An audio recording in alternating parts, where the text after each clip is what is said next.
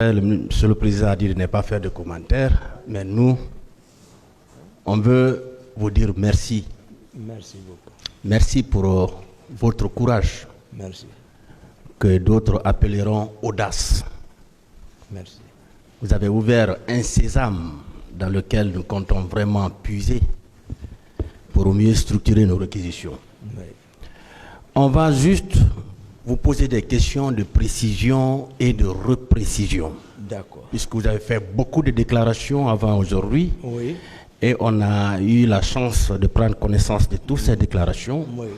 Donc on a relevé des choses que nous comptons ici vous poser comme question. D'accord. Bien. Je suis à votre disposition. Et pour commencer, le surnom Toumba, ça vient d'où? Toumba, ça j'ai un frère militaire là. Voilà, depuis, voilà, j'étais enfant là, à l'époque j'étudiais au camp Alfaya là.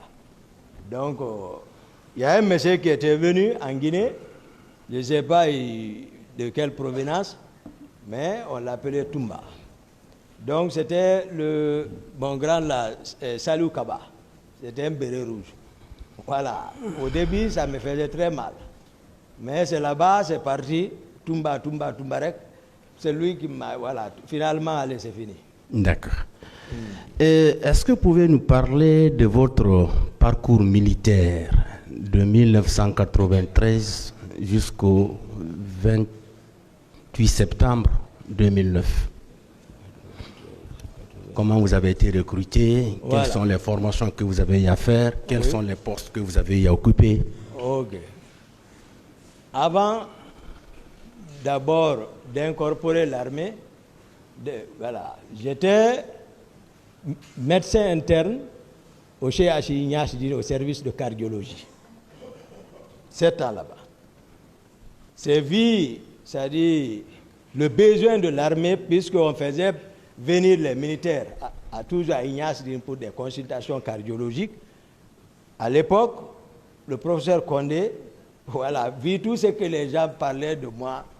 Parce qu'un jour, ma voiture était restée garée en bas, il y a un fou public qui est venu laisser toutes les voitures venir caillasser mes vitres et tout. Et puis, le matin, ils ont trouvé, je l'ai attaché. Donc, on parlait beaucoup de moi, c'est le professeur Condé qui m'a conseillé, il dit, Toumba, vraiment, il faut chercher à prendre la tenue. Donc, à l'époque, c'était docteur Nabé, colonel Nabé, qui était médecin-chef des forces armées. Donc, à travers la femme, Thomas, Tanti Marie, du feu général Kelfara, parce que je suivais également, j'étais l'un des médecins traitants du général Kelfara. Donc, à travers sa femme, c'est elle qui est venue me présenter à docteur Nabé pour que je travaille là-bas, pour des consultations. D'accord. Donc, je suis travaillé là-bas, c'est là-bas que j'étais, et général Choma, c'est dans mes mains, il est décédé. Ici en ville, ouais, en ville ici. Son fils est militaire, c'est moi qui étais son médecin traitant. Maintenant, j'ai eu l'occasion d'incorporer l'armée à partir de Kindia. Après la formation commune de base, les Américains sont venus pour la formation, les spécialisations. C'est en embuscade et en raid. Donc on a fait ça, cette formation aussi avec les Américains. On a été diplômés. Après, ils nous ont basés à Soronconi. Là, la direction m'a nommé comme médecin-chef. Maintenant, lors des attaques rebelles le long de nos frontières en forêt, on m'a détaché comme médecin-chef du détachement des Rangers à la 4e région militaire. Je reviens encore à Soronconi. Pour besoin de service, Dr Djabi, qui était devenu médecin-chef des forces armées, m'a fait rentrer, me nommant chef de service cardiologie à la direction générale. Donc, c'est là-bas que je suis resté. Pour besoin de service, on m'a envoyé comme médecin-chef de l'école de la gendarmerie de Sonfonia. C'est là-bas que nous sommes restés et puis le pouvoir est venu. Merci pour ce parcours. Au cours de votre interrogatoire, oui. C'était le 23 mars 2017. Oui. Alors, vous aviez déclaré que le président Dadis était pris en otage. Oui. Il y avait un lobby autour de lui. Oui. Alors, quels sont ceux qui composaient ce lobby-là? Non, c'est que ici, lorsque j'ai dit il était pris en otage, parce que lui-même, il l'a voulu. Les Tegoro étaient là. D'accord. Les Théodore étaient là. Les Makambo étaient là. Les Georges étaient là. Et d'autres. Donc, finalement, nous, on était mis à l'écart. D'accord. Est-ce que Marcel était réellement votre adjoint? Non. Marcel Guilavogui. Marcel, c'est-à-dire Marcel lui-même, c'est-à-dire lui, il faisait ce qu'il voulait, parce qu'il n'a pas de fonction. C'est-à-dire la manière dont nous sommes arrivés au pouvoir, lui, il se sert de ça. Et puis, tel qu'il dit, c'est mon oncle, donc lui, il est là, personne ne le contrôle, il n'y a pas un nez sur lui, il n'y a pas d'où sur lui, lui, il protège le pouvoir. En même temps, contrôler Toumba.